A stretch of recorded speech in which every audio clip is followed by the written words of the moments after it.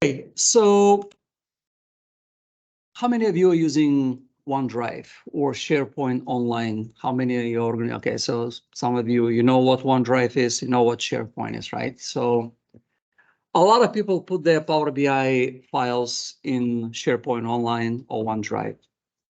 So if you have tried in the past opening, let's say you start Power BI desktop and you want to open a file from OneDrive, that wasn't very easy. You really have to know the link to OneDrive. It just wasn't very straightforward. So with this integration, we actually have a couple of new enhancements.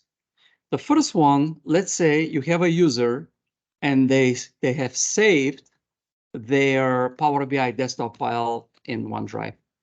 Well, now with this new integration option, they can go to OneDrive, they can just click the file.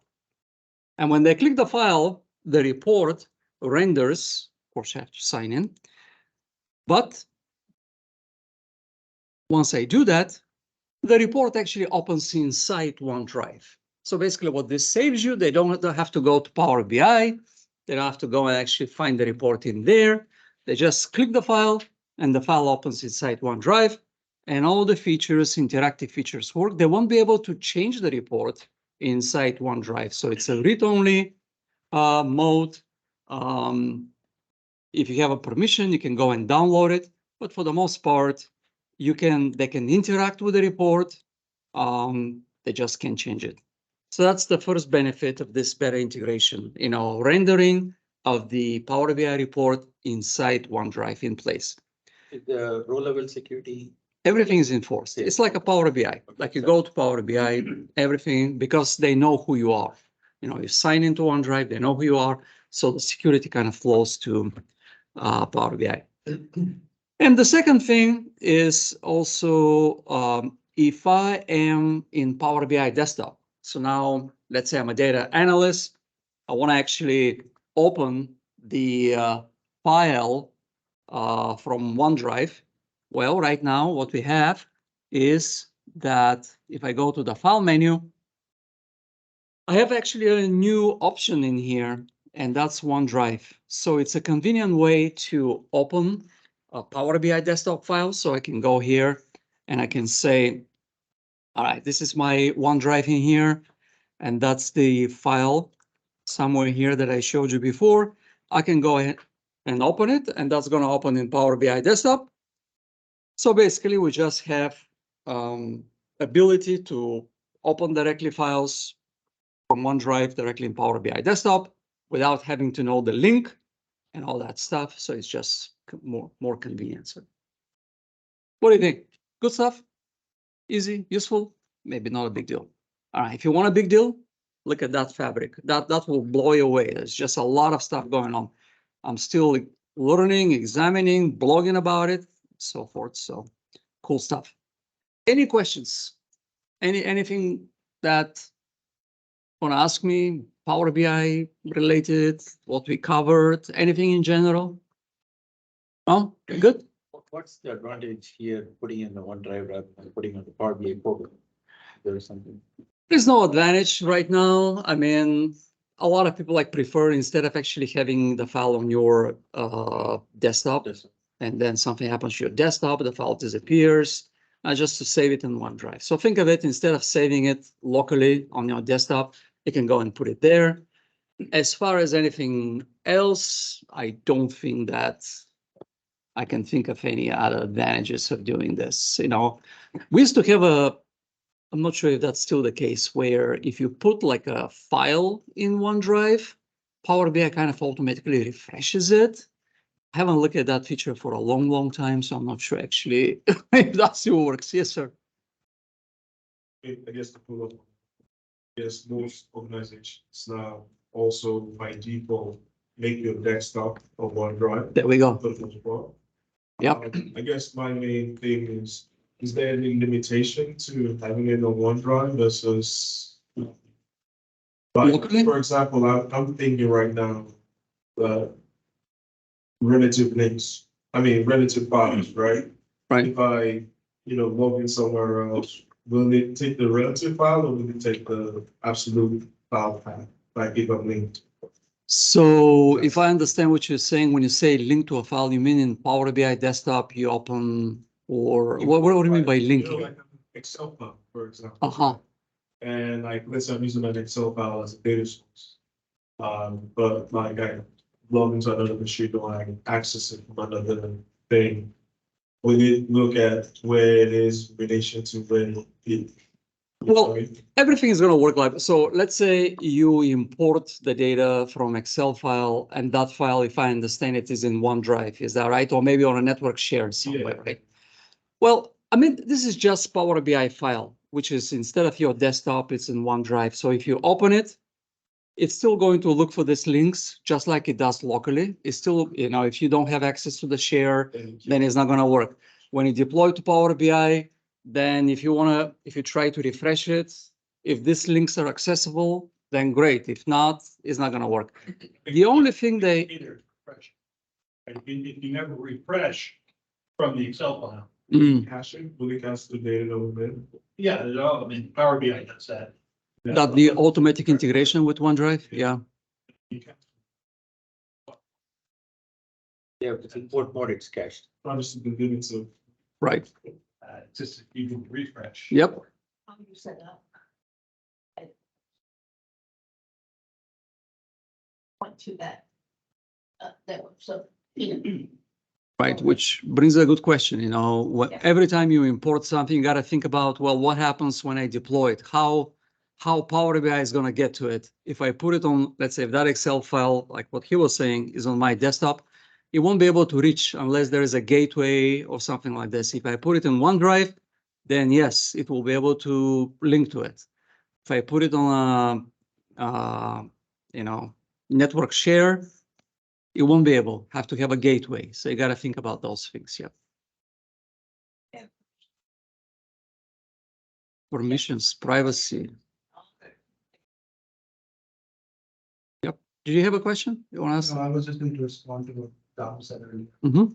In my organization now, they have a new rule that if you don't put your stuff in OneDrive, everything else will be wiped out.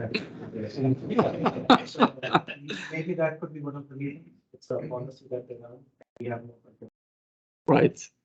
So one advantage, yeah, you're right. I mean, some organizations going to lock you. You won't be able to save locally, right? So anyway, you got to put it to OneDrive. So hopefully we'll have a better integration. Cool. All right. Well, it's about time. Yeah, Yes. just backing up on events, I know you asked earlier. I didn't see- Sure. Two things coming up. One, next week, next Monday, the Azure Data Group, the beats here. Patrick LeBlanc is going to be giving a talk on future of Fabric and Ooh, BI and all that. I believe analytics, the age of AI, what's next for the data platform? when is going to be that? Next Monday? Next Monday here. Here on Monday. Yeah, Okay, cool. at 6:15. The other thing that's going Gotta on come. is on June 21st. I'm getting this from the Azure ATL group. There's an event that ultimately includes a screening of Spider-Man in across the Spider-Verse. But it also has the Microsoft Build Atlanta keynote. I don't know if there was a Build Atlanta, but there was Microsoft Build and they had a keynote. Mm. And highlights and an Ask the Expert panel session. So apparently, they did this last year with Mm. Top Gun. And they ended up not being able to get any of the build content and they showed the movie. But that's what they have it strict. So I guess, I'm not quite sure where you go to sign up for that. Maybe the Azure and the ATL. No, it's under Microsoft Events. Mm. It's a Microsoft event on June 21st at Phipps Plaza. Sure. So if you find the link, maybe you can put it in the chat window, so people can share. So for those that are online on Teams, yes, I put it in the chat window, but Eric mentioned about 2 events next Monday here at the Improving Office. You know, Patrick LeBlanc, also known as the guy in the cube, is going to talk about Fabric. So I think that's going to be a very interesting for you to hear from Microsoft also. And the second one was June 21st, and Eric is going to put the link in the chat window about the details, but that was something about Microsoft build, the build event, right? Okay. It's a Microsoft event, so for Right. anybody in the user. Cool. Awesome. Thank you, Eric. And there's a Dharma meeting coming up on 15th of this What meeting? Dama? Dharma. Yeah. Oh, okay. Chat window. Yeah. Put it there. What is that going to be all about? What's the subject? It's going to be data governance. Data governance. All right. See, now that I started asking, it's a lot of events. Awesome. Well, Kristyna, somebody say something? It's not. All right. Well, I'm going to invite Kristyna actually next to come up and tell us how you can fix broken report, Power BI. And I'm going to be Awesome. here. Yep. Kristyna, can you hear us? I can. Can you hear me? Yes. Nice and clear. Perfect. Hey, Donald. Yep. And share your screen. We'll be good to go. Perfect. Disappear. Alrighty, everyone. Thanks for joining me. Go ahead and get started. So, my name's Kristyna Hughes. Welcome to the Atlanta User Group. If this is your first time, congrats on making it in. These guys run a great shop. Teo's amazing, and they always get really great speakers in. Thank you. So, yeah, you guys do a great job. It's hard getting people back in person, but sounds like you guys are on the right track. So keep at it. A little bit about me. I am a senior analytics and data consultant over at 3Cloud. I'm also a board member for the past Minnesota user group. We are also trying to get people back in person, but I just moved to Kentucky. So I just started a Lexington Data Technology Group. So I'm co-organizing that with Matt Gordon.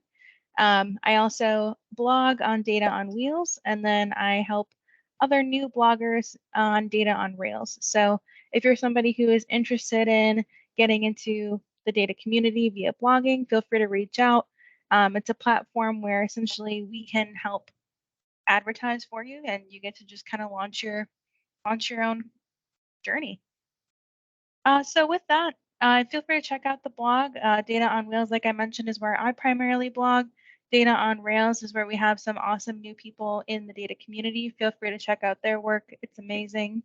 Definitely connect with me on LinkedIn. Happy to make new connections and stay in touch that way. You can also follow me on Twitter. More than happy to engage with you there as well. I like to leave a little GitHub thing up there. So if you want, you can scan it with your phones. But that way, if you have any questions or you're looking for the PBIX files or any images we use in this presentation, all of it will be on the GitHub for you. Awesome. So just going to set the scene a little bit. If you're like me and you started out in data analytics, kind of on the low end of the totem pole, inevitably there's going to be one day where they no longer give you the Excel report to replicate month after month, and they say, hey, by the way, CEO's got this awesome report, loves it to death, and they want you to do a revamp of it. They want you to make it look amazing. Can you take it over and make sure that it looks up to our standards? Because this is for the big dog. So you think to yourself, yes, oh my gosh, I am so ready for this opportunity. And then you look at the report, and it looks something like this. It might not be called terrible report, but that's what you're thinking in the back of your head as you look at it and you say, I can't even read the data labels on this. The table or the titles of everything is half hidden. I've got different fonts going all over the place. If you're like me, my eye goes directly to Comic Sans in the bottom right corner. I know not everyone's that crazy about fonts, but it does make a difference. So this is what you get. It's probably not going to be as bad as this, but this is actually based off of a report I have been given before, believe it or not. So we're going to dig into some practical ways to take this from a terrible report to a great report in a systemic manner that will make sure that you can repeat this process. Like, let's say you do this really well and someone says, here's the next one. You want to make sure you have a well-lined tool belt that's going to help you build that house, so to speak. This might be your reaction when you see that terrible report. I like memes. I think they make presentations like this just way more fun. I have to make some Power BI reports with memes in them, but until then, the next steps. So I'm going to have a couple of slides in here that I think are really useful. Feel free to take pictures of them. I'll talk through them a little bit, but I'm not going to go into all the details. Again, I do have the presentation deck as well on the GitHub, so feel free to navigate there and find it, download it, and use it as many times as you want. So before we begin anything, I always recommend you have to save a copy of the report before you change anything.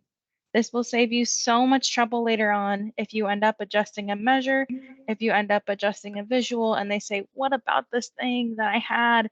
It was working so well, and now your numbers don't match, and you can never get it back. So in the spirit of CI/CD, save a copy of your report. The next step after that would be meet with the stakeholders, right? Understand what's working. Clearly, if they want you to revamp this report, something is working. They're not asking you to throw it in the trash. They're not saying, hey, we don't really need this report anymore. I don't know why we have it. Meet with them, understand what is working and also what's not working, right? Because they also didn't call you in to say, hey, look at this great report. Can we use this as a template for all other reporting? The key here is to build trust. Stakeholders at the end of the day want the same thing as you, right? They want to take what's in front of them and be able to use it to do their job well. And the more you understand what their job is, the more you can help them do their job well. Pretty simple stuff. The third step is where I think a lot of us get tripped up. How do I break this massive project into a lot of manageable tasks? How do I essentially get something from a fixed report into a generated checklist that I'm able to methodically knock out? It's pretty hard to tell anyone where you're at progress-wise if you can't even break down a problem into smaller pieces. It's a lot more meaningful for you to tell them, I am about 30% way done with my report fixing checklist than to say, well, I've dug into a couple of the visuals. Just something to keep in mind. Step 4 is going to save you a lot of heartburn. Define done with your stakeholders and do it as quickly as you can. What'll happen a lot is you'll get in, you'll do a great job on the first round, and they're going to love it. And they're going to love it so much that they want more, right? I grew up with a story called Give a Mouse a Cookie, right? If you give a mouse a cookie, he's going to want a glass of milk. I think of all of our stakeholders that way. I think a lot of them, when they get that first cookie, they see the house in the background and they go, I want the whole house. Not realizing that you have other cookies you have to give to other departments. So make sure you define done with them. You let them know, hey, this is what I have budgeted for this project. This is what I'm working on next. But I will take feedback for future iterations, right? We don't want to work ourselves out of a job too quickly. The last one is pretty hard for consultants, I would say, and for senior team members. Remember, there are things you can't fix. Sometimes you might get a report and it might come down to, I need to throw the whole thing away and start from scratch. Typically, what does that look like? A lot of times what happens is stakeholders will say, this report is perfect. It has all of my details in it. And you start to compare the numbers with something that finance has put together, and you realize really quickly that the numbers they've been representing for years are wrong. When you have to have those conversations, that's where step 2 really comes into play. Once you've built trust with them, they're going to believe you when you tell them that this report they've been using forever is wrong.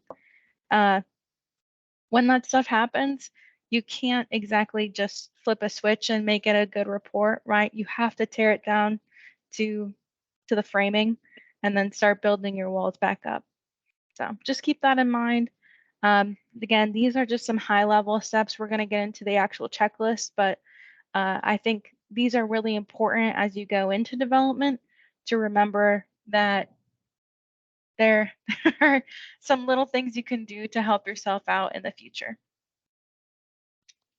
All right, so this next one, like I was harping on before, you want to build trust, right? So I love this image. 86.4% of people will believe any data you put in a PowerPoint slide, even if you just totally made it up to prove your point.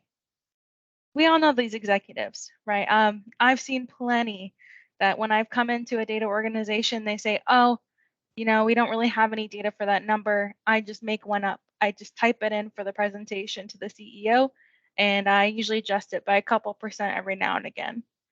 And it just breaks your heart, right? And when that happens, you don't want to be that person, right? So how we avoid being that person is we have to be accurate. So when we're working with our stakeholders, make sure you're constantly referring back to some piece of truth, some source of truth that you can tell them, hey, I've been using this consistently. These are the issues I found between mine and theirs. This is what I think the problem is. Being transparent and more importantly, accurate is going to help build that trust. So I would say once you build trust, you build adoption. So once you end up having people trust your reports, they're going to want to use them. I've seen so many reports. I had one customer who had 395 reports. Some of them were in a UAT environment, but it was pretty clear nobody was using all 395 of these reports. So we asked some of them what it was, and they said they couldn't trust the numbers. They didn't know where those numbers came from. They didn't know who made them up. They didn't know what they meant because they were all labeled pretty poorly. Work with your stakeholders and make sure they know that they can trust what you're giving them. And if they can't, don't build it, right? Just keep that in mind. The last bullet on here, I would say, is a personal vendetta of mine. I think a lot of people share. Avoid pie charts, avoid confusion. Just keep that in mind as you're building. They really look pretty, but if I had that pie chart up to that 86.4% and I didn't put that number on the screen, none of you would be able to tell me what percent of that pie it is. So just keep that in mind. Speaking of slices of pie, this one is a little bit interactive. So I'll give you guys like a minute to do this. But what I really want you to do is even just take one of these pie charts, right? A, B, or C, or if you're really feeling ambitious, take all three. What I want you to do is try and rank slices 1, 2, 3, 4, and 5 in order from largest to smallest. So should be easy, right? There's only 5 slices. Some of them seem pretty obvious, right? If I was going for the easy A, I'd say, oh, you know what? If I look at C, you know, that number 1 is pretty big. I think I'll make that the largest. But then you start looking at the other slices and you think to yourself, maybe this is tougher than it looks. So I'll give you guys just a few more seconds and go ahead and try it out. If you want, feel free to put it in the chat. I love seeing what people come up with. They're all the same, right? Same size. They are, yeah, you nailed it. I've had people ask me that before. They're like, I swear it's the same size. You're lying to me. I'm like, oh, I don't know if I would be that mean, you know. Can't be one of those teachers. Did you guys ever have the teachers in school that they would have tests where every single answer was A except one would be C? And you're like, oh no. You just start to get paranoid. But what you gonna do? Okay. All right. So that should be about a minute. Let's go ahead and see how you guys did. Now, instantly, what I want you guys to realize is you looked at that bar chart and you immediately knew which ones were bigger or smaller. That's the point I'm trying to get across. So if I look at A, right, I've got 5, 4, 3, 2, 1.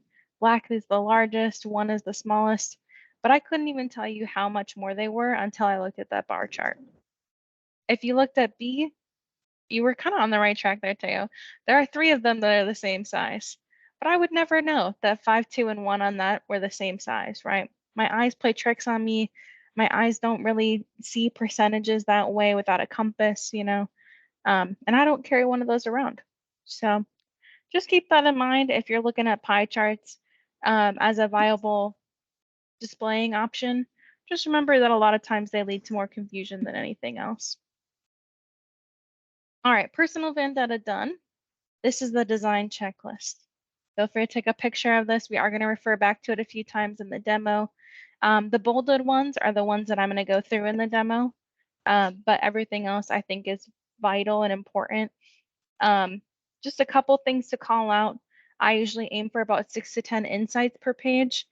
Insights in this case could mean a visual, but sometimes you have visuals that essentially are giving little pieces of the same insight, right? So I leave a little leeway there. The other thing to remember on this is use a consistent color palette. You would be surprised how many people will instantly resonate with a report that has a theme. If you are using a lot of different colors in your report, it becomes really kindergarten really quick. So just keep that in mind. As far as back-end relationships go, the big thing to call out would be no many-to-many relationships unless you absolutely have to. And those have to situations are smaller than you think. I saw one designer came to me and they were asking me why their report wasn't very performant. So I looked at the modeling view, and sure enough, every single relationship had been set to many because they weren't sure how to do a star schema. So we'll talk through some of that today, but this is not a session on star schema. There are some amazing people who have presented on star schemas. So feel free to ask in the chat or ask me afterward, and I'll point you in their direction if that's something that you're struggling with. The other thing that I usually do is organizing the modeling view. In our scenario today, it's not going to be as important, but if you end up having a model with maybe 20 plus tables, you're going to want an easy way to know what relates to what. And that modeling view can really be an important tool to do that. Alrighty, so again, this slide, I can put it up at the end. It'll also be in the GitHub for you as well. And with that, we're gonna hop to demo time. All right, so to start off with, I just want to let you guys know, especially for the sake of the recording, it is June 2023. Fabric has recently come out. Some of these things might not be where they used to be the last time I did this demo. So we will learn together. Alrighty, guys. So the first thing I want to call out here is that obviously we've got some random borders around some things. We've got random fonts going on. And I've got just some random not properly sized visuals. So in this case, if you remember, if we go back to kind of our first steps, if I go to our next steps, the first one is going to be copying the report. So I'm going to do that next. But obviously we can't meet with stakeholders, right? They're not on this call with us. This is a simulated reality. We're just going to make some assumptions about what they might want to see. So if I come back in here, I'm going to go to my downloads file, and I've got my terrible report right here. I'm going to copy and paste it. Now, Teo made a great presentation just now on using OneDrive as well. I always save everything in OneDrive, but for the purposes of demonstration, I usually like to put it in my downloads folder. Just something to keep in mind. Laptops do crash, and it never hurts to have backups of things. So I'm going to name this terrible report original. Again, this is just for future reference, right? So I'm just going to keep that in there. And I just want to walk you guys through it so that if you're watching the recording and going through these steps, you are reminded of that. So now that we're in our terrible report, what I'm going to do is the first thing is I'm going to go and check out this theme and see what's going on. So if you're new to Power BI, you might have never seen this, or you might have experimented with it once or twice. But if I go underneath the View tab, I've got this wonderful drop down of themes. Microsoft has done a great job of cultivating some accessible themes, especially for folks who are colorblind. So I'm actually going to use one of those, but let's say, for example, I have company colors. What I could do is if my company doesn't have a Power BI theme, I can always customize my theme and put in the colors that I need exactly for my company. So just keep that in mind. That is always an option for you. I also do something with the themes where personally I like my KPI cards a little bit smaller to start out with. The 45 is obnoxious, and I'm sure once I switch the theme, you'll see what I mean. All right, so I'm going to go ahead and come in here, and we're going to apply. I think this one looks pretty nice. Accessible City Park. We've got some ranges of colors that are complementary. Now you might be thinking, none of the colors change. What did you even do? That is correct. The colors and the fonts will only change according to your theme if you haven't touched the defaults. So if you've touched the defaults, right? So if I've renamed something, or in this case, if I've purposely changed my font, it won't change when I change the theme. So just something to keep in mind. What I am going to do is you might have noticed these popped up to be super big. I am going to customize this theme again just to save me some time. And instead of 45, I like to make it 20. I think that's pretty reasonable. If I want it smaller, I don't have to click that extra 25 times. Yeah, so a little bit more readable. All right, so you might be thinking, where do we start? And that's a great question. In theory, we have a stakeholder, and what I'm going to do is I'm going to ask them a theoretical question. What do you use this report for? Now, I'm going to put my thinking cap on. I'm going to look at this report and say, okay, there's a lot of profit on this report. I'm seeing average profit by category. I'm seeing average profit show up next to subcategory, model, and product. I see it by model. I'm not seeing it in this bottom right one, but I am seeing some revenue. So what I'm getting at is I think this is probably a sales report, right? I want to see, it looks like profit, quantity sold by my various profit or products. No problem. I think we can do that. So if I pop back into our handy dandy checklist, this is what I'm going to call my manageable tasks. First of all, 6 to 10 insights per page. Oof. Okay. There's quite a few in here. I've got 1, 2, 3, 4, 5, 6, 7. Oh, so it's actually not too bad, right? We're not overwhelmed with the number, but maybe the sizes are off, or maybe this pie chart's not very useful. So what I'm actually going to do is make a brand new page, right? I just kind of want to start from scratch. I don't want to see that other page except for reference. So what I'm going to call this is Great Report, because we're on the right track. Now, if I come back over here, the thing I'm going to steal from my old report is the measures, right? The relationships, how everything works together. But if you'll notice, one of the things in my backend checklist is that we have a calculations table to house all our metrics. So what I'm going to do to start out with, and this is just best practice, guys, I should probably flip these, but your backend design really empowers your front end design. So wherever possible, go through these steps first. So I'm going to go ahead and take my own advice. I'm going to go into the calculations, make a calculations table real quick. It's pretty simple. I'm going to go to the Home tab and go into this handy dandy transform data, otherwise known as Power Query. Now, if you are new to Power BI, this can be pretty scary. Oh, especially if you get error messages because your OneDrive isn't syncing. Yeah, it's all good.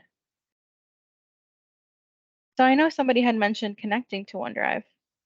This is how I do it, is I have it as a technically a Excel workbook URL.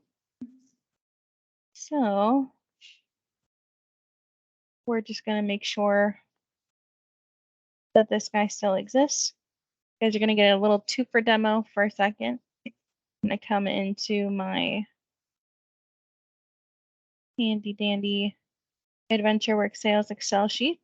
You'll notice that I have OneDrive synced, so that's how I'm able to navigate to it from my desktop. So once I've got this open, I'm just going to grab the URL from it again and just make sure nothing has changed. Come on, buddy. There we go. So from here, I'm going to go ahead and go enable content. I'll go to File, Info, and under Info, there'll be a copy path. That's what I'm going to steal from here. If I were to open a notepad, this file path you might recognize is just my C drive. So what I'm actually going to do is make sure that I'm syncing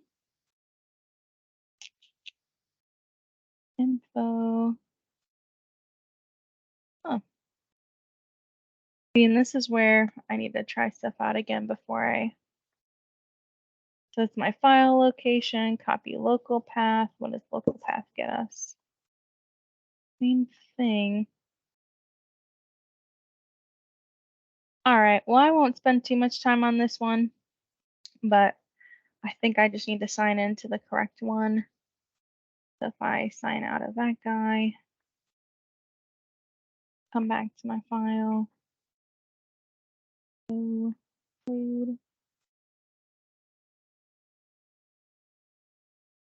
Ooh.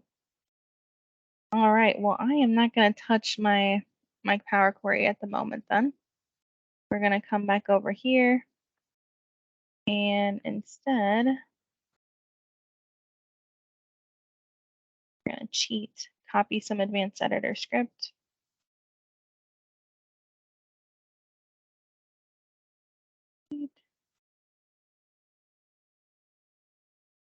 Make a new one for product.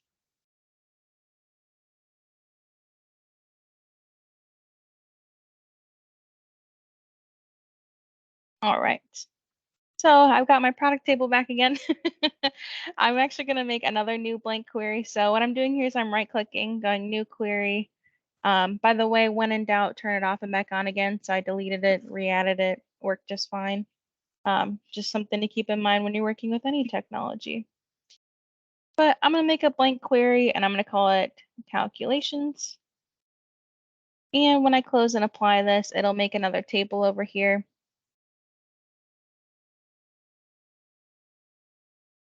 There we go.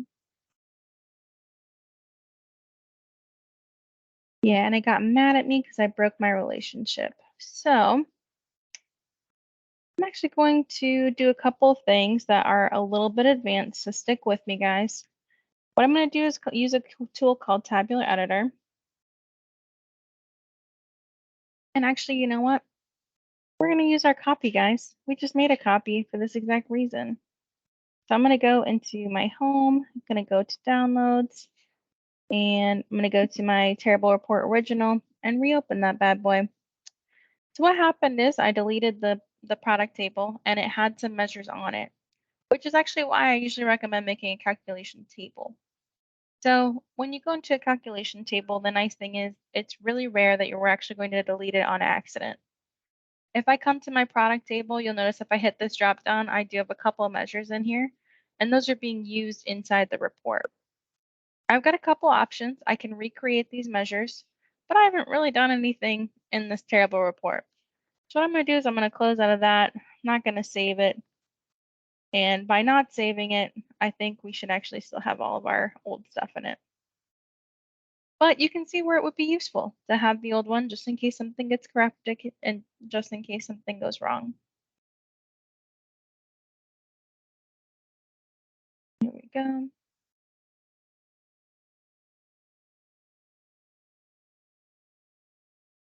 Alrighty, so we're gonna try this again.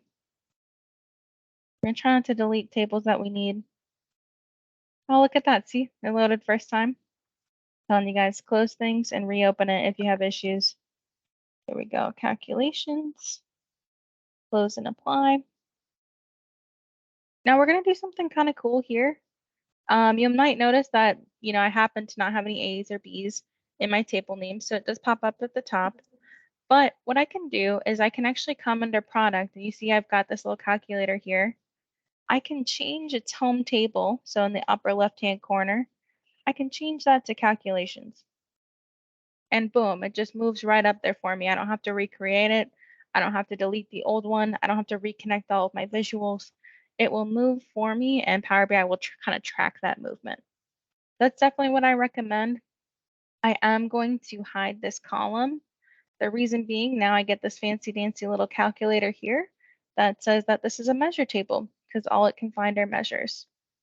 So pretty cool stuff. I'm going to go ahead and do that with a couple more of these, and then we'll move on to kind of our next check. So I won't go through all of this, but in the actual GitHub, I do have a final product of a great report. So that way, if you guys want to see the final end result, you definitely can. All right, so I've moved a couple up here. We're going to call that good. Let me go back to my checklist. Let me get grounded again. So I actually am not going to go through these first couple of steps, but if you have a really complicated model, please do so. Please double check that you need all your columns, that you need all the tables. A really easy way that I've seen to do that is to subtly break them. Again, this is why I keep copies of everything. I tend to be pretty destructive when I'm redesigning a report. So definitely break something and then see what breaks. If all your visuals still load, if everything is still working, you didn't need it. And what you've done is you've saved a lot of space in your report and you've saved a lot of complexity. So the next thing I want to go on my list is going to be no many-to-many relationships. So if I pop back into what's called the data modeling view, again, there's a few views in here. You get the report view, you have the data view, and you have the model view. I'll pop back down here. Now this one's not too bad, but it does look a little bit spread out. It's a little bit spaghetti-like. And if I want to see all the tables, I really can't see all the tables. So the first thing I'm actually going to do is I'm going to right click and I'm going to do collapse all. What collapse all is going to do is only show the fields on each table that have a join to them. So it makes it a lot easier to see what things are being joined to. So I'm going to go ahead and drag calculations over, make this just like a little bit smaller, a little bit easier to consume. Again, this is a really simple model. I've seen some that get insane, like monsters, you know, could be used for dungeon maps, but we won't be doing that today. We only have an hour. So if I look at this, you can see if I hover over it, you can see what the joins are. It's pretty easy that way. I do have one join in here. I've got a many to many. So what I need to do is investigate. So I'm going to double click on this. And what I see here is that my sales order line key matches up perfectly with this sales order line key as a one-to-one. Now, this is one of those rare instances where I do think a many-to-many works, right? A bidirectional works. The reason for that is that if a filter applies from the reseller, it goes to sales and then it passes to sales order. In this very rare instance, I actually have a record. For every sales, I have a sales order. So it ends up going back and forth really nicely. But that's not as performant. So typically what I recommend is you would make this relationship inactive.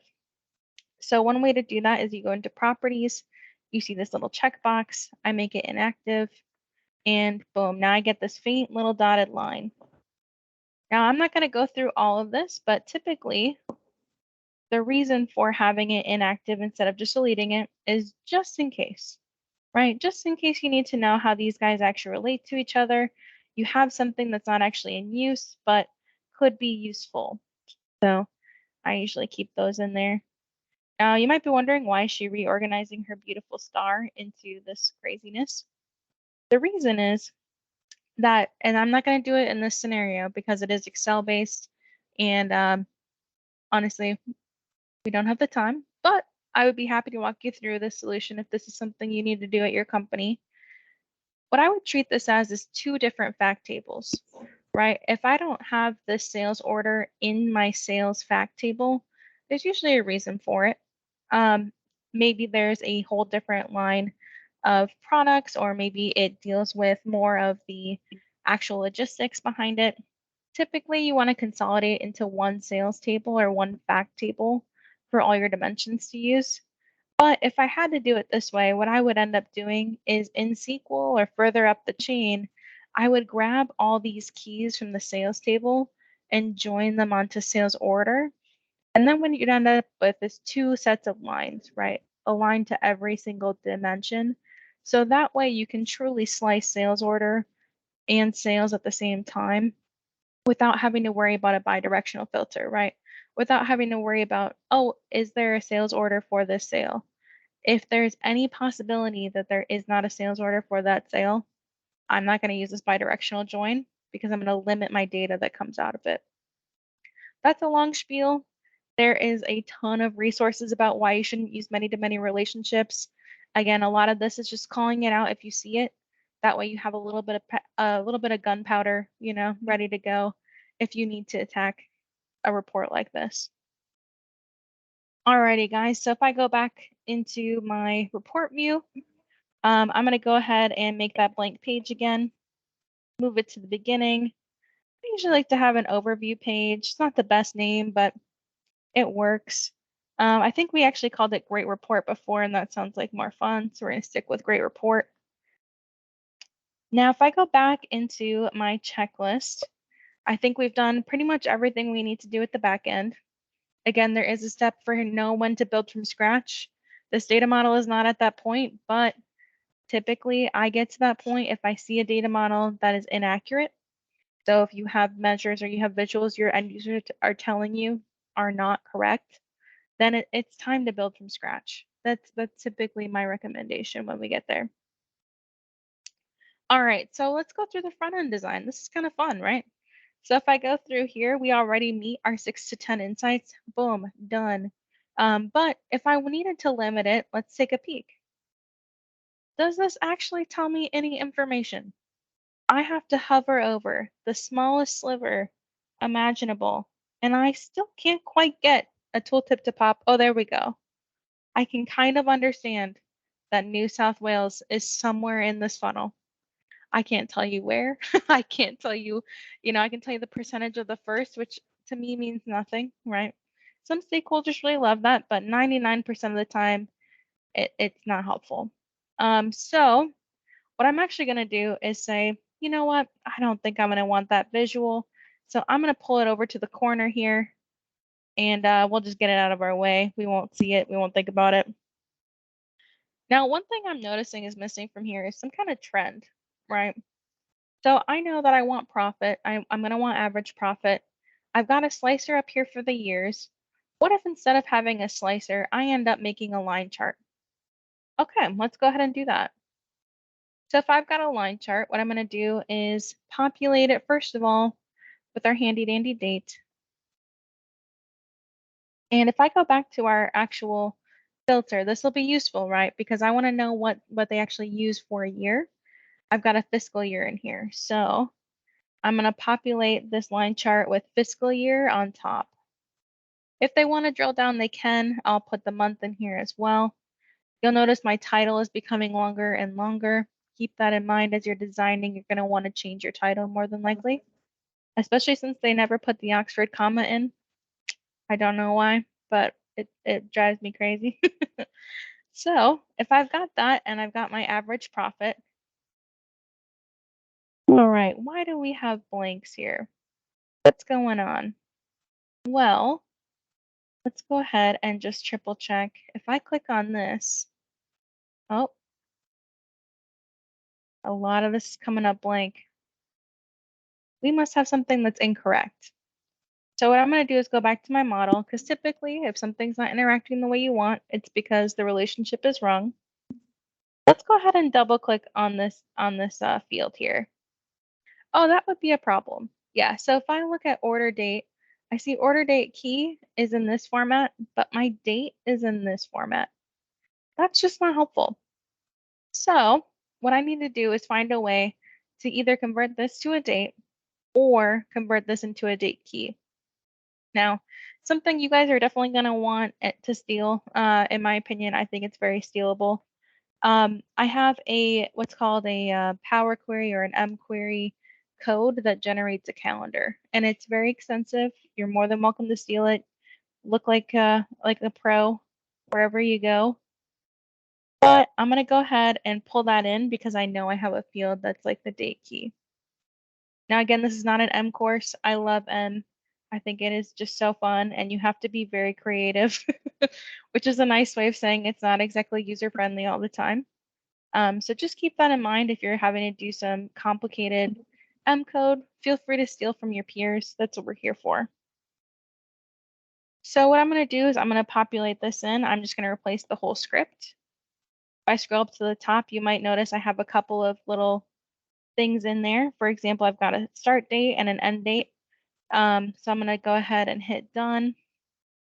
My start date is 2021, and I believe we have some fiscal years going back to 2017. So if you're using this calendar, feel free to come in and make some tweaks. So if I go back to start date, I can just change it here to 2016. Again, not perfect, but it does help just having a wide range of fields. So if I scroll through these fields, you'll notice a few things are in here, but the one I'm looking for is that date key, right? So there I have a numeric date key, which is not what I was expecting. So we're going to take a shortcut because we had a little detour earlier. This is that great report. Don't look too closely at it because we're not there yet. But what I'm going to do is I'm actually going to steal my own script. So the date, yeah.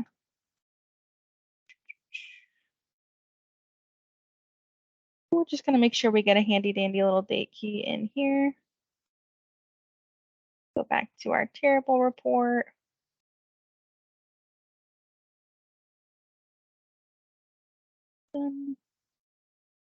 All right. And this is a fun trick, guys. Advanced Editor is the way to go. So I'm actually going to not enable this load. I am going to rename it calendar just for my own sake when I'm looking at this later. I'm going to go into date, but you notice I keep going into this advanced editor. This is all the code behind your applied steps. So if you ever want to reuse something from another report, you can always go into advanced editor and copy and paste. So I'm going to do that for ours as well. I'm just going to copy this script. And paste. Now, this is doing a couple things. First of all, it's merging our queries. So what I've done is I've said, hey, you know what? Can you grab from the calendar table this date field? And what I want you to do is join it for me. And we're going to expand our calendar table from there. So from there, I end up, now I have a date key. Pretty handy, right? This matches what we need to join on. So I'm going to close and apply. Yeah, it just makes me sad looking at the bad report after looking at the good report. It makes me not want to look at the bad report anymore. So we're going to get there. But now I've got this new date key. It doesn't automatically change the relationship. I'll have to do that myself. But now if I join these two, you can kind of see I've got the same format. So now we should be able to use this field. If I pop back over, you'll notice the blank went away from my old report. And if I click on these items, now I get some cross filtering. Perfect. So what I'm going to do is I'm going to go back over to this guy. And if I put in, yeah, there it is. You see we have some lines. Oh, this is so much better. It still looks a little busy though. So we're just going to do a couple of maintenance things. We know they want fiscal year. So if I click on fiscal year, you can see it's a data type text. That works perfectly for us. What I'm actually going to do though is I'm going to move fiscal year into the legend. What that's going to allow people to do now is they can click on this like a filter for the rest of the report. It's my favorite trick to save some space, and it also adds some insights. So you've now made your slicer a little bit more functional. Now you might have noticed initially we've got this wonky date. I'm going to change the format by clicking on the column and then changing it to short date. And it automatically went to that date level, even though month is above it. So I'm going to go one level up here. There we go. Oh, and month is not the field I thought it was. Just so lied to. I'm going to go and grab the 3M month because this should be our letters. If I drill back up, it's in alphabetical order, which is not exactly what we wanted. So you'll notice there are some little things you got to do while you're making a report. So I'm going to go ahead and the month number is in there. I'm going to sort this column by our month number field. Again, please feel free to steal this query later.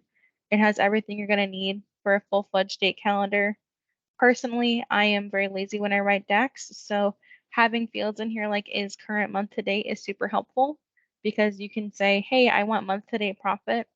I'm going to filter my date calendar to just is the month to date equals 1, and then you're done. That's it. So pretty handy stuff just to keep in mind. All right, so we've got our handy dandy timeline, and this is already giving me some good insights, right? I could have never told you on the previous page that October 2018 did so well. There's no way I would have ever gotten to that insight. So you've now already added some more details to your end users. But you might be saying, how do we give them this insight, right? Well, if I look at this model by average profit, this is 24% of the pies, this road 150. I'm going to bet that they know that this product is their highest profit. But just in case, we're going to give them something else. We're going to give them something that gives them their top 10, right? Because right now, I'm not even really recognizing that this guy is in the top 10. Next I week's couldn't. topic is virtual families. So I need to read some more info on the website. Sorry, what was that? I think was some Oh, disturbance. someone. You can ignore it, I guess. Cool. I was like, just let me know. It's okay. I'm happy to answer questions. All right. So we've got our first one, which is going to be including trending visuals. Be mindful of using the correct visual is going to be our next step. So if I were to go into this again and I see this pie chart just glaring at me in the face, what I'm actually going to do is I'm going to take this and see, okay, we've got the model and average profit. Those are the two things that we're looking at this. So to make this a little bit more usable, we're actually going to change this into a bar chart. Now, Power BI gives you a lot of options for bar charts, and it might be a little bit overwhelming. Typically, I only use this horizontal one if I know I want to put it on a side of a page. So for example, if I've got this guy over here, and then I'm going to use my handy dandy search to find my model. Just plop that in there, and then my calculations are always at the top, super handy. I'm going to put average profit in there. Now, there's a lot of things you can do to tweak this to make it perfect, but the biggest thing I want you guys to realize is that profit can be negative, right? So we've got one negative guy down here, and what it's doing is it's shifting our axis all the way over. So what I'm going to do is I'm going to say, you know what? If they had this as a bar chart before, all they're really caring about in this instance is their top 10. So to do a top 10, I'm going to pop into my modeling view. And again, this is where having conversations with your stakeholders is really helpful because maybe they actually want to see their bottom 10 or maybe they want to see their top. So having that conversation with them is going to help give you insights into what they're using this for. But if now I have my top 10, that looks a lot cleaner. I'm going to go ahead and add some data labels. But you know what? I think I'm going to have them be rounded to 0 decimals. If people want the full decimal, they can still hover over it and see it, but it makes my values look a lot cleaner. All right, so that is a new one. I'm going to go ahead and go into general. Something that we have to keep in mind is if you do a top 10, always, always, always put it in the title. So I'm going to call this top 10 models by average profit. Now, the reason for that is that if somebody looks at this list and they are missing a model, they now know what is missing about it.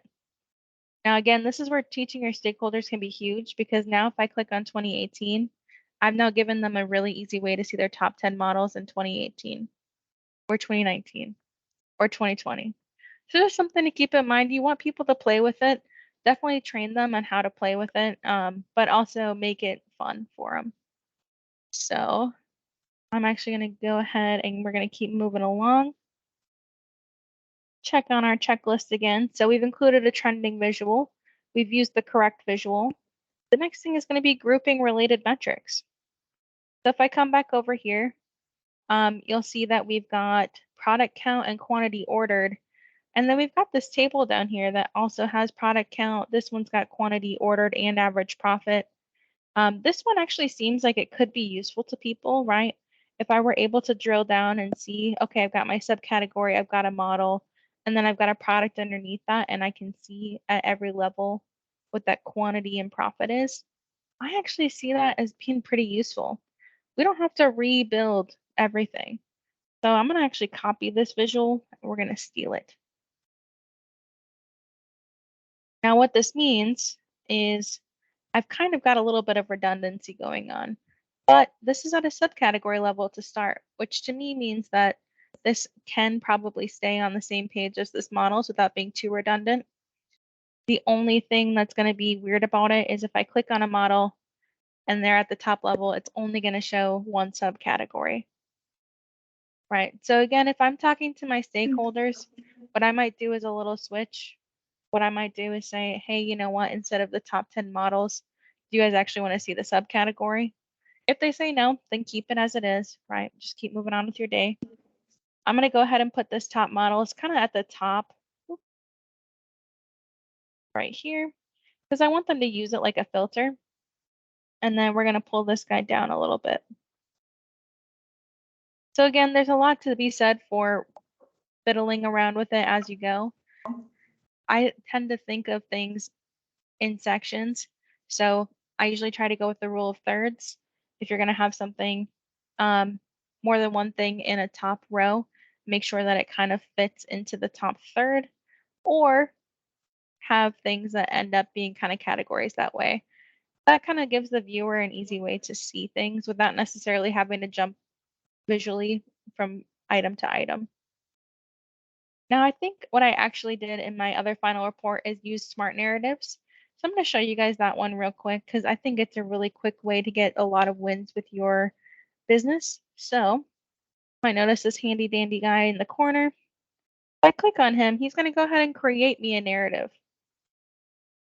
Now this feels like cheating, because it probably is, but this is a really nice way to have a summary for your business users to see how everything is doing. So for example, you can see in October in fiscal year, we made up 20% of our average profit. That's pretty cool to know, right? I don't know if I would have gotten that from this visual. I probably could have made another one, but this is pretty easy wins. So you can even add to this. So for example, we've got across 10 models, average profit ranged from this to this.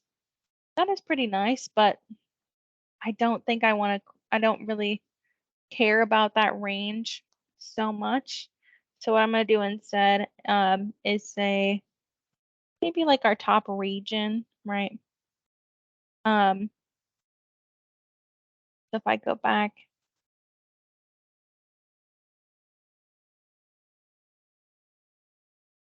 region by average, give it a second to think. And you know what? Actually, I think the field is called sales territory. So top 10 sales territory. It's close. Top 10 sales territory region. There we go. So now if I want to plug that in, I can call this top region.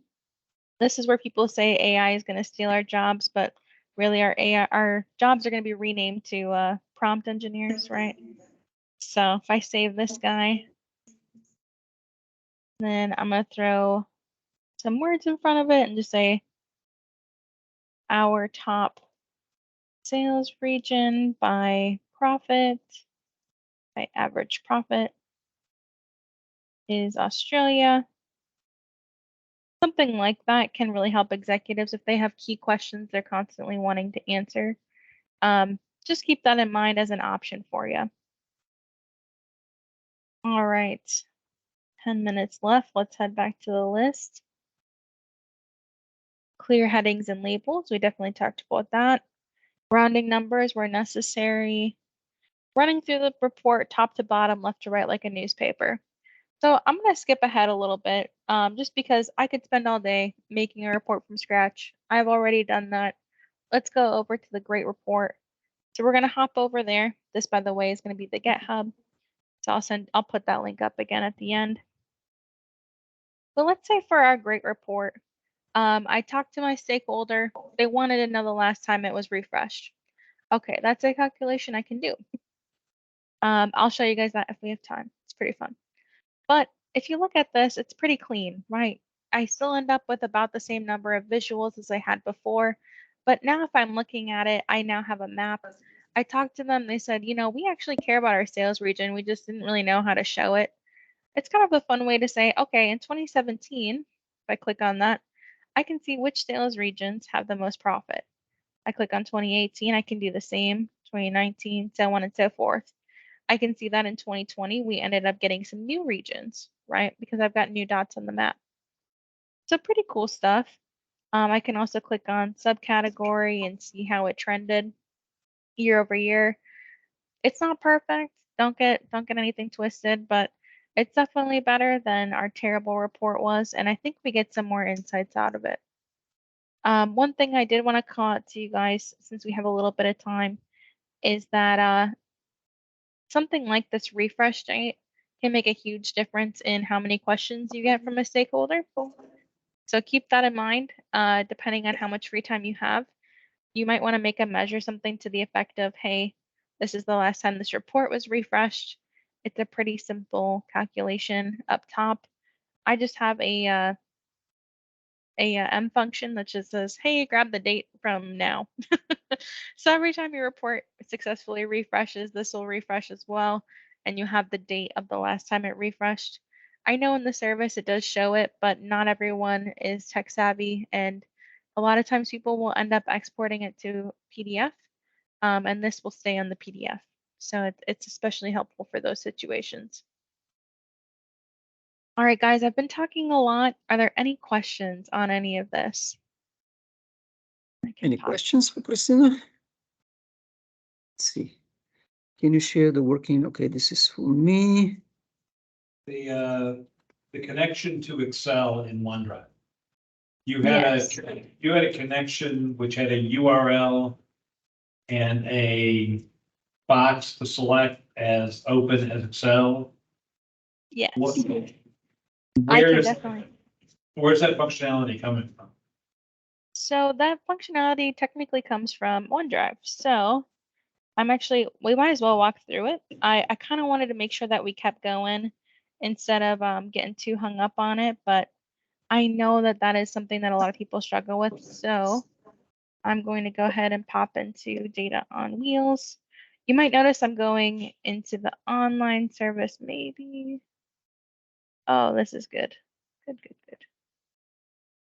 I don't know why we're having such troubles today. Let me see if I can open new window. Sometimes Edge has a better time.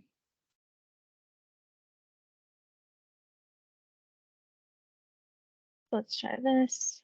Okay.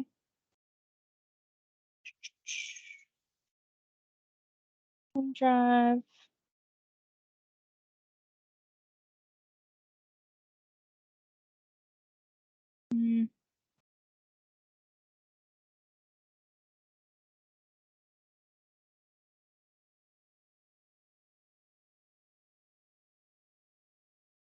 What do I get for updating?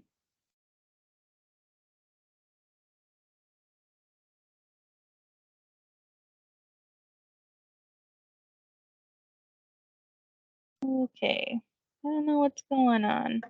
I can dig into this one independently. It's all right if you want to. Yeah. Well, let me just see. Oh, there it goes. Oh my goodness. Okay. That was a lot of work for just a quick link not working. Okay, so if I go into home, let's go ahead and sort this by name. Having some troubles here. So if I open this, in theory,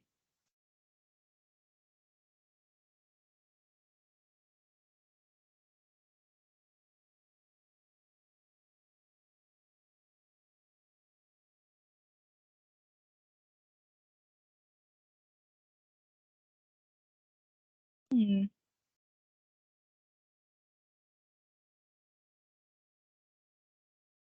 me see if I can't get it from basically what I was expecting, just so you guys know. When I was opening it from here, is because it's saved in OneDrive, what it should do is it should have a connection string in it to the online service. If I hit Control S, and maybe I should need to turn my autosave on and force the issue.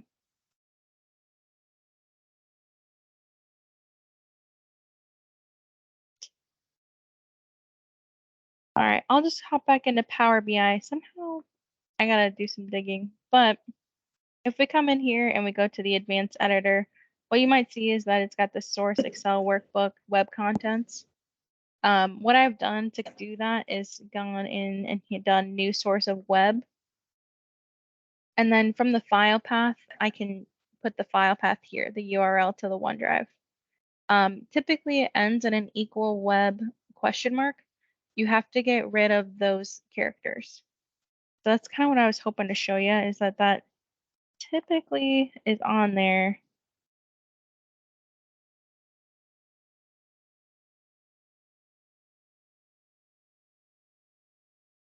Okay, maybe this will work.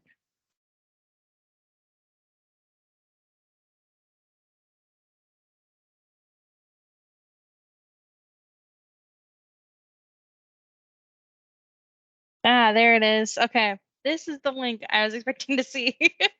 Okay, so if you have it syncing to OneDrive and your OneDrive isn't throwing a fit, what's going to happen is you're going to get something like this, right? It's got my tenant, data on wheels, my SharePoint.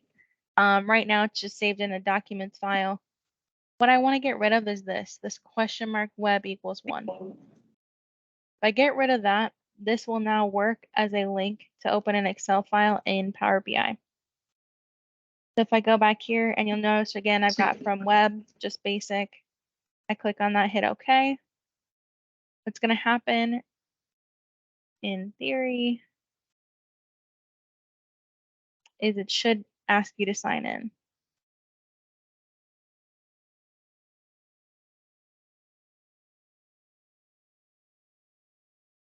Yeah, it is not having a fun day. But that's what it should do, is it should ask you to sign in. Because if I go into my edit permissions here, you'll notice it says organizational account. That's the credentials I'm going to put in. And that would be my Windows credentials. So that's how I usually connect to it, mostly because in Power BI service then, you won't need a gateway. So if I load up this report in here and I go to my settings, you'll notice that I don't have a gateway turned on. Instead, what I do is I get to put in my data credentials here one time, and then it'll refresh to OneDrive, no problem. So that's typically what I do when my OneDrive is not throwing a fit. So I'm very sorry about that, but Cool. Well, we got a couple of questions on the from the audience online. awesome. First one, if your boss would like to split your work on the report with another colleague, how would you best organize it? That is a great question. I Yeah, have run into this a lot. It's hard. It's hard to organize your work between two people, but if you have a Power BI service account that you can put your reports into, I usually recommend splitting it out between front end and back end. You will have to do rework because the back end will change while you're doing your front end development, and you'll have to reconnect things. But that tends to be the best way for you to work in parallel. The other way I've seen it done successfully is where essentially you end up with somebody who's working on data quality and data assurance. And so they're running all of the queries and doing all the QA. And they're able to spend the time digging in and making sure everything you're putting on the page is correct. So those are the two ways I've seen it done successfully. Unsuccessfully is when two people try and basically make two versions of the same report. And you end up taking pieces of each other's. It's not bad, but rarely do your designs match up, and it's going to look like two people made it. right. So, And also, it's not clear here if he's asking about just the report or what goes beyond the report, you know, the semantic model, but I guess if it's just the report, I mean, the only thing that I can think of is essentially splitting into different pages. You yeah, own some pages, the other person own other pages, and eventually kind of stitch them together. I can't think of anything else. yeah, and even that only really works if you have a standard. a standard design that you follow.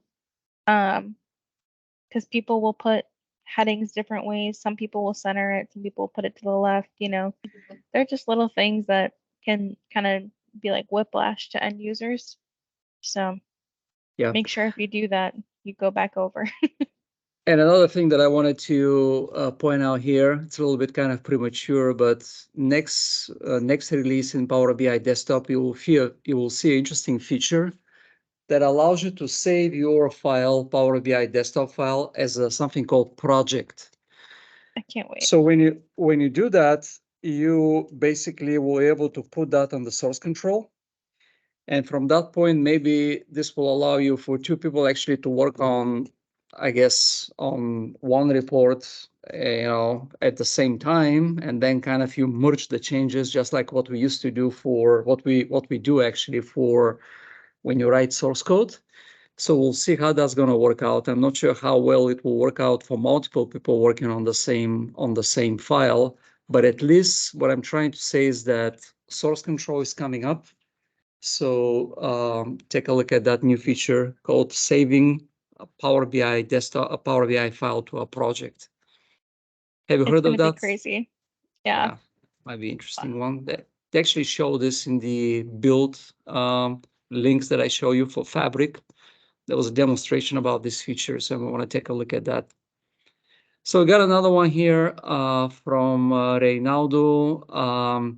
One big design question: if you would like to change the map to something else, what would that be? We know the frequent customers come from USA, Europe, and Australia, and there is no point to display Asia nor South America. So you wanna take this one? Yeah, or if you have ideas, Teo, I am all ears. I'm always down to work as a team here. Let me close that though. Because it is a big space, right? So I see what you're saying. Especially if you already knew these were your major sales regions, right? I don't need to click on this guy.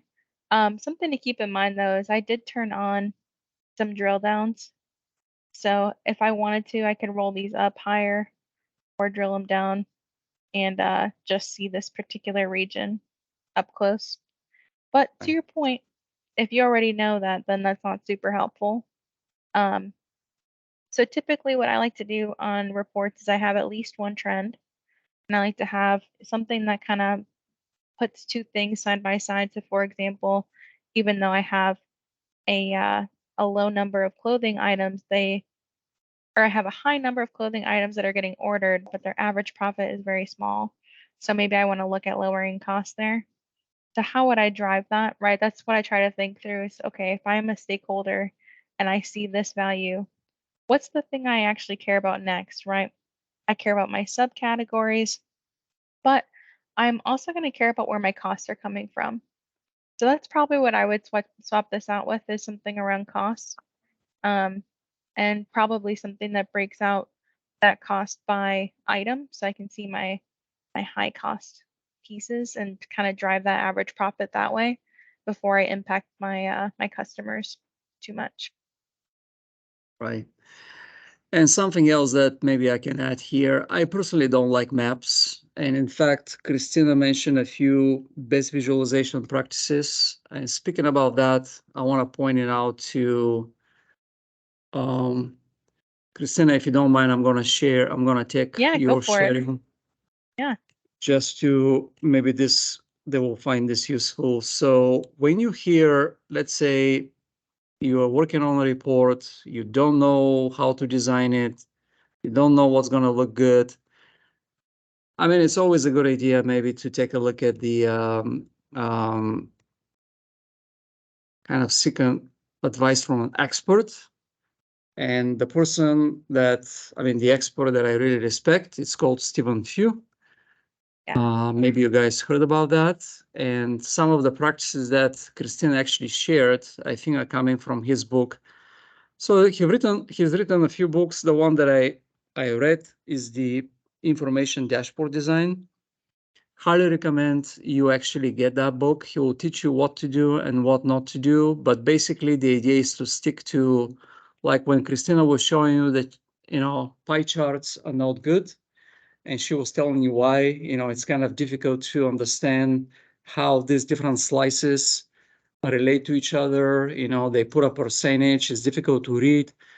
Essentially, the whole idea about his methodology, Stephen Hughes teaching, is to keep it simple and to stick with column charts, bar charts, and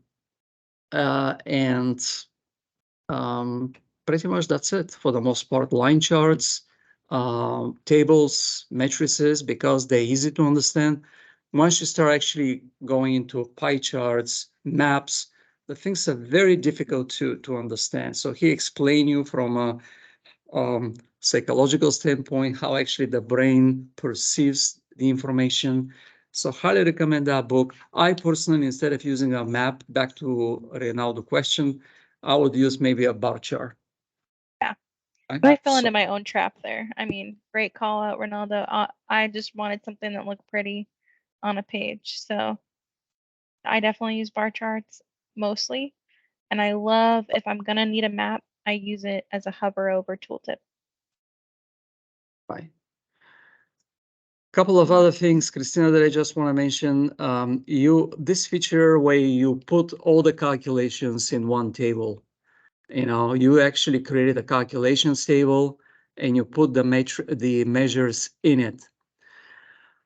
There is a couple of warnings that I want to give you. I see a lot of people do that, and the idea is obviously to centralize all the measures in one place. I never use that feature for two reasons. The first one, I was involved in a project some time ago, and actually that customer put like 1,000 measures, every possible measure. I think it was about a few Ooh. thousand actually went to that table, and they had performance issues. So we started dealing into debugger, looking at the profiler, and we saw that quite a bit of time actually spent into this DAX calculations. But the calculations, if you analyze them on their own, they actually didn't take that much. So we went to the analysis services team back then, asking them what's going on here. And there was an explanation that I forgot, but essentially they said that this is actually not a good practice to put many, many measures, Now, if you put like 50, 100, probably not a big deal. You're not gonna run into this performance issue. But in this case, it was thousands of measures. So this is one thing that you need to be careful. And the other thing where this actually technique breaks apart is that if your users are using Q&A, you guys know what Q&A is when you ask natural questions. It won't be able to figure out what they're asking because that table is disconnected from everything else on the model. There is no relationship. Oh. So if I go and ask, show me the profit by something, probably won't get anything back, So eventually you kind of,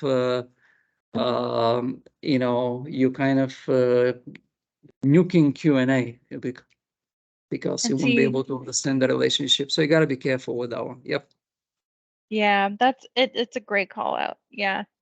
And then I would say even then put a display folder in those tables where you can house those calculations because it can be a nightmare to try and find what you need. That's Right. typically why I keep a calculation table. It's just laziness. Right. Absolutely. Yes, Dom. Quick question. So when you start a, Power BI, a project, but your data model is in Excel file.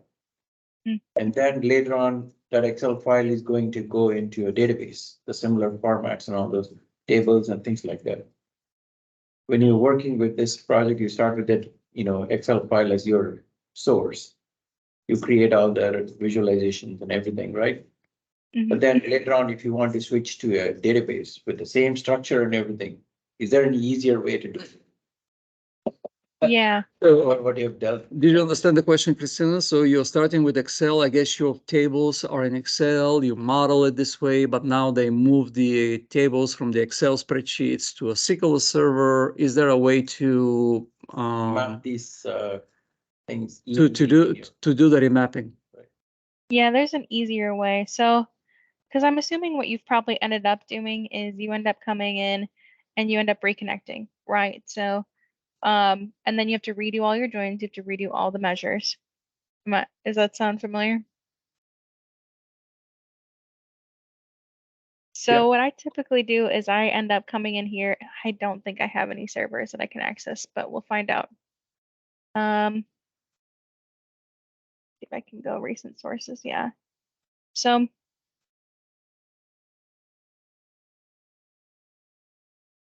let's say for fun, this table is replacing my date table over here. So I'm pulling it in with a separate query, right? What I typically do to make sure, and you would have to double check that all of the column names match exactly, and data types, but you can take this advanced editor script and copy it and paste it over this one. And then the metadata object will keep the same IDs in the background, and Power BI will continue to work as if you had just swapped your Excel file. So basically do you have an Excel file here that you're getting data from Excel, Kristyna, in one of these tables, or everything is coming from SQL Server? Everything's Excel. Yep. Right. So what I will try, Damo, if you go to the advanced editor behind one of these tables, basically the first two lines are the important one. This is where it connects to something. And then depending on the source, maybe you'll see a navigate step. Let's say you will see that in Excel because you can have multiple spreadsheets, also in SQL Server, which table to go to. But what I think you can do, you can just copy the code that connects to SQL Server from another table and just replace the first two lines, because the steps below them, they shouldn't be affected. You know what I mean? So that might be the fastest way for you to, like, for example, SQL database, that actually points to SQL Server. Source, that points to the table. If you replace from your Excel connection, with these two lines, everything else below it you should be able to keep it the same. That makes sense. Yes? Is there a recommendation for tracking dependencies between measures? Like if I want to visualize, like if I have 10 measures that are built on top of each other, there's a complex model. Is there an easy way to, because sometimes my boss wants a lot of documentation for reports, and if I'm inheriting a complex report, I want to visualize a tree or hierarchy or whatever.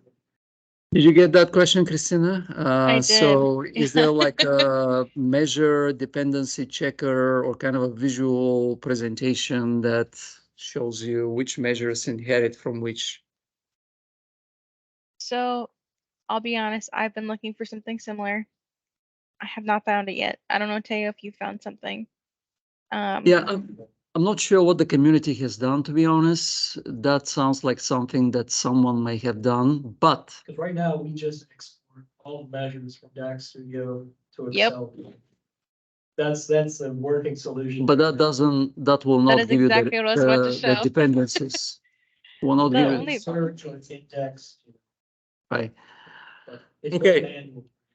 So what's coming up also, just to kind of handle another carrot in front of you, it's much better editor. And in these two links that I show you from Build, they actually Microsoft showed you what that editor is going to look like.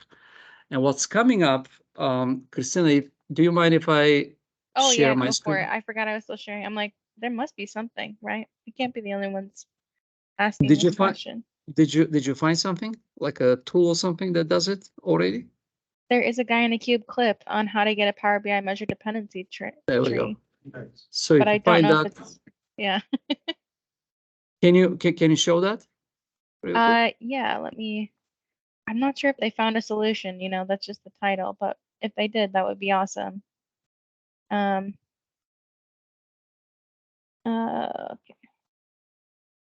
I have to. Oh, that's a video? I thought it, okay. Yeah, so this is a video. So what I'll do That's is very send very this much like clip, what you're asking. Yep. And Marco and Russo then is somebody that, yeah, definitely could be trusted. yeah, the Italians. Do that with Power. So Right. then there's another one from Kurt, the Data Goblin. That looks like he does it with Tabular Editor and Mermaid.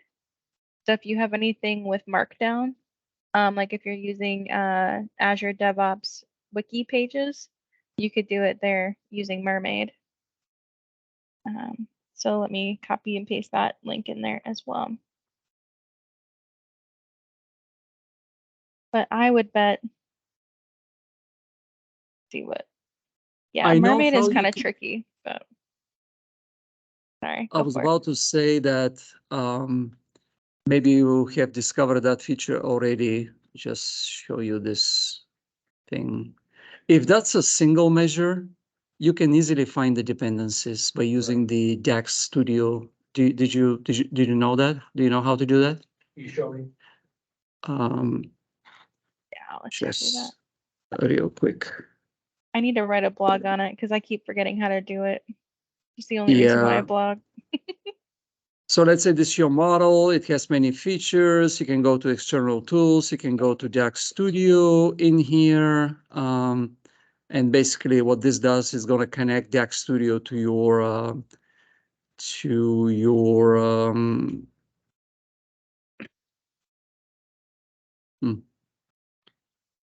it's not loading the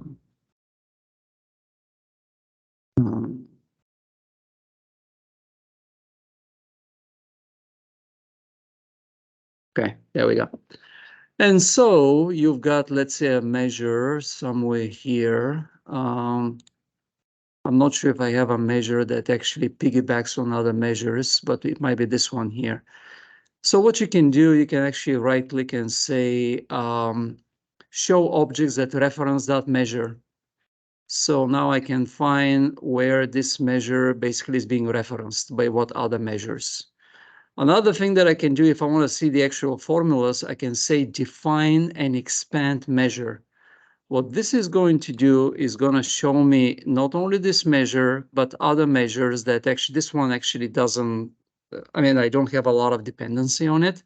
But if you right click on that, on the measure and say defined and expand measure, that's going to generate the code for all kind of recursively kind of walk up the tree. the dependency hierarchy.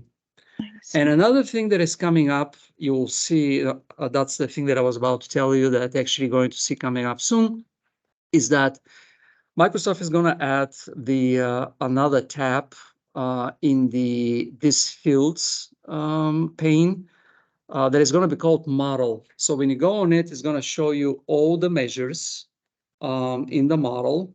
And again, you can see the demo in the Fabric build events. And the DAX editor is going to be much better. So it will allow you, you will be able to see dependencies and stuff like that. So hopefully that also, you know, when Microsoft gets their act together, maybe that will help you as well. Thank you. For the time being, DAX Studio, it's a quick and faster way.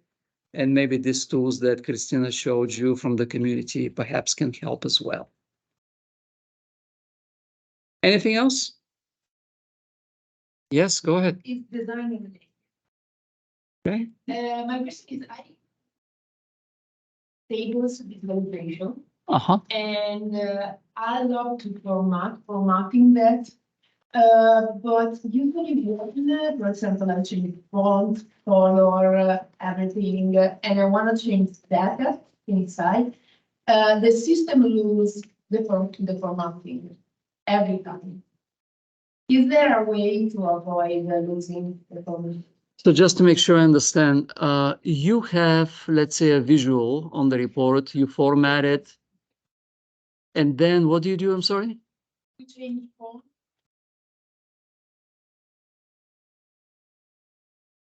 Uh-huh. Kind of.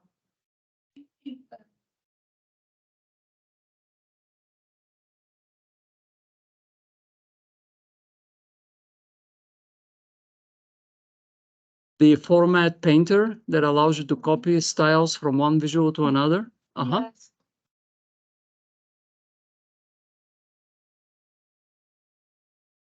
Mm-hmm.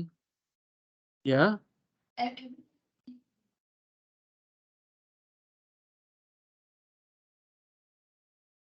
Have you heard about this? So when she's saying that she's applying conditional formatting, and then when you change the data, when you say data, you mean when you refresh the model? When you refresh the,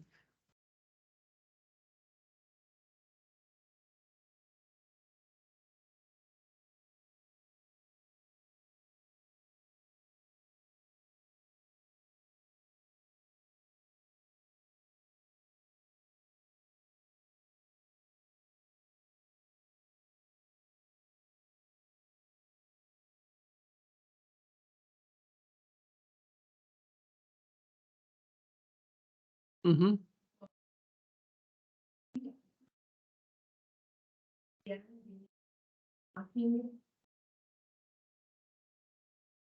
So when you say to something else, are you changing the column names? Are you changing are you keeping the same?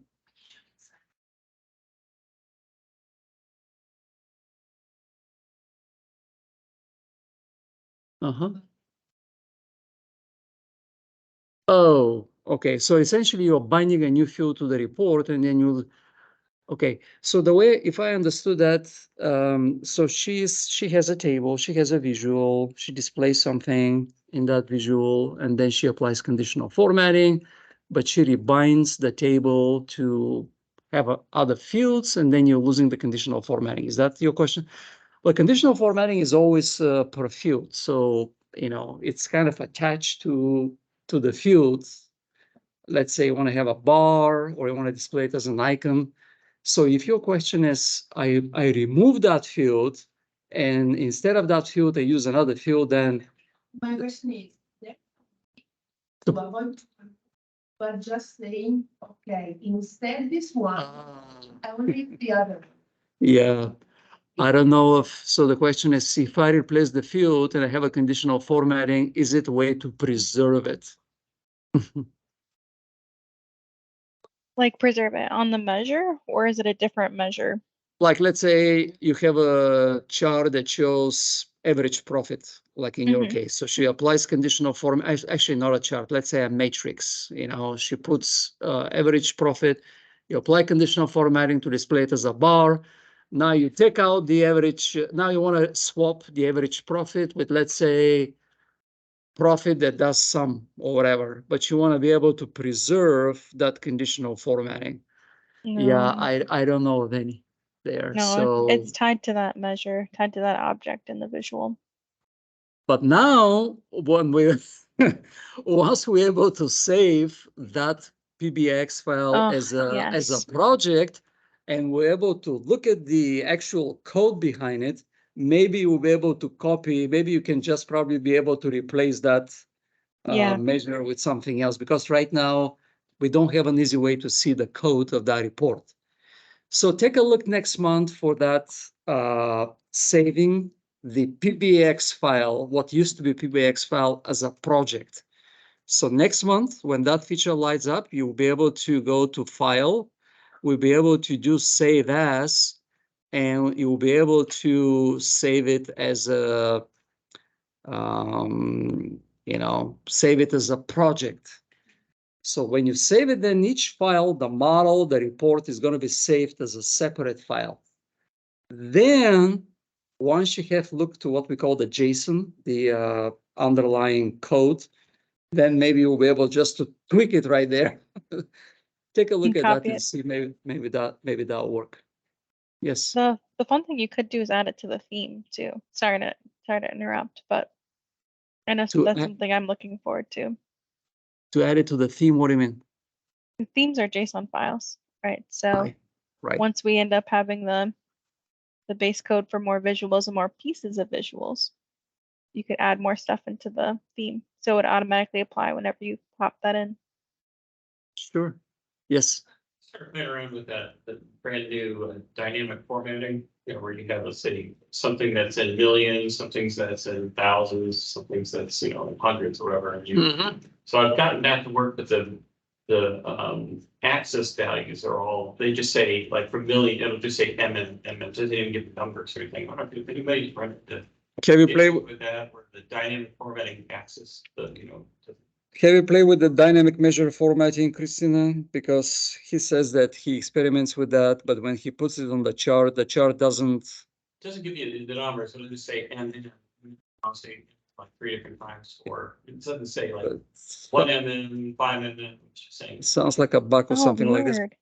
But yeah, when he's saying when you put a measure with dynamic format string, the chart gets all messed up or something. I think it's Just the axis, just like the The axis, the axis, the data values will work out well, but the axis is kind of. the axis gets. I don't know. Haven't played all that much with that feature, so I cannot tell you from experience. Have you seen that, I Kristyna? haven't seen that, but I've definitely played around with it. Let me see.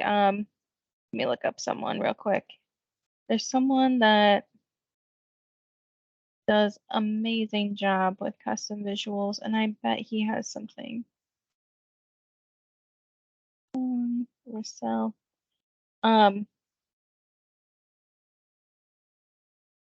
Just find his page real quick. He goes by Data Meerkat. His name is Stepan Rizal, I think. I You can't. want to share your screen? Yes. I'm really bad at pronouncing Czech names, unfortunately. But share my screen real quick. So he's got a bunch of things. So he's got one on the number of measures matters, which is what we were just talking about. But what was it? I went to a session of his that was incredible. Let's see. Sorry, give me just a second. I know he has one on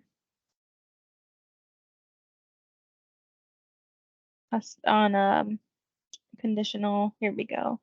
He's got conditional formatting with calculation groups, field parameters, hierarchies with dynamic levels. I think this is the one where he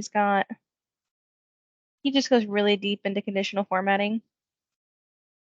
And so he might have some tips and tricks in here for making sure that your visuals end up with the correct axes, if that makes sense. Yeah, I'll send this. Obviously, I saw him at the Power BI Crows. He did a 3-hour session on conditional formatting. And it blew my mind. So I will send this, and I will highly recommend him to check out for that. But I haven't seen that where you end up with that multiple M situation. That does not sound fun. If I had to guess, I would say there's something in there that you need to apply where it makes sure that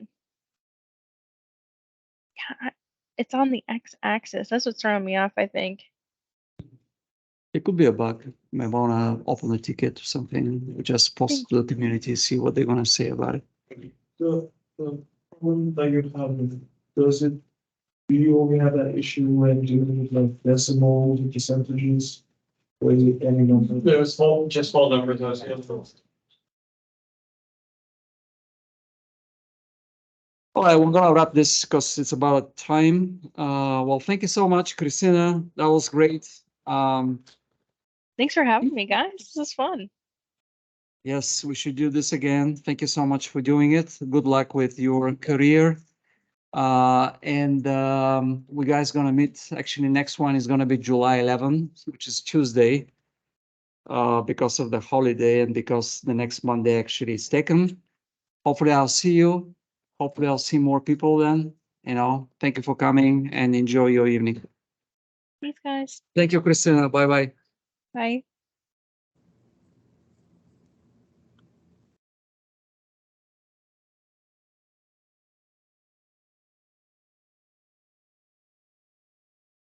Oh.